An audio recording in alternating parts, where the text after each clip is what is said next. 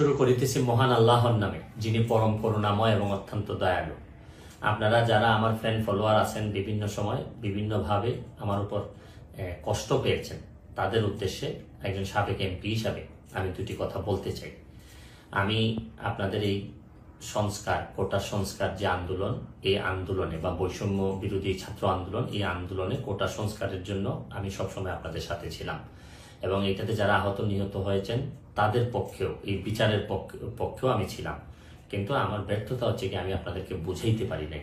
এটার জন্য আমি সম্পূর্ণ ব্যর্থ হয়েছি এবং আমি এই ব্যর্থ হওয়ার জন্য আমার যারা ফলোয়ার আছেন, যারা আমাকে নিয়ে প্রত্যাশা করেছেন, সবার কাছে আমি দুঃখ প্রকাশ করতেছি। আমি আপনাদেরকে আরেকটি কথা বলতে চাই। এখন যে কাঠামোগত সংস্কার আপনারা চাচ্ছেন, দেখেন এই সংস্কারের জন্য আমি বহু বছর আগে থেকেই কাজ করে যাচ্ছি।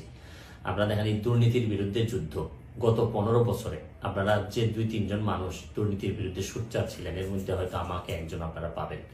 আপনারা জানেন যে আমি এস আলমের বিরুদ্ধে নিজে বাদী হয়ে মামলা করছি টাকা পাচারের জন্য।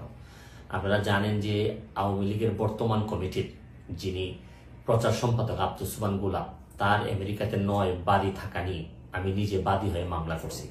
আমি পুলিশের সাবেক আইজিপি বেনজিরের বিরুদ্ধে নিজে বাদী হয়ে দুদকে মামলা করছি। মহান সংসদে আমি তার বিরুদ্ধে বক্তব্য দিছি। মতিউর যে কর কমিশনার মতিউরের বিরুদ্ধে আমি মামলা করছি। আমি সালাম মুর্শিদির বাড়ির নিয়ে মামলা করছি। আমি আপনি সালাউদ্দিন, কাজী সালাউদ্দিন যে ফুটবলের দুর্নীতি নিয়ে আমি কথা বলছি।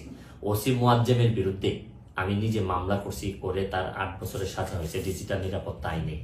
আমি, আপনারা জানেন যে জীবনে যত ঝুঁকি ছিল, আপনারা জানেন যে এই কোটা আন্দোলন শুরু হওয়ার 2 সপ্তাহ আগে আমি প্রেস কনফারেন্স করে বলতে বাধ্য হয়েছি, আমি জিডি করছি যে আমার জীবনের উপর হুমকি আছে এইসব দুর্নীতির বিরুদ্ধে প্রতিবাদ করতে গিয়ে। সুতরাং আমি এই যুদ্ধে সবসময় চেষ্টা করছি।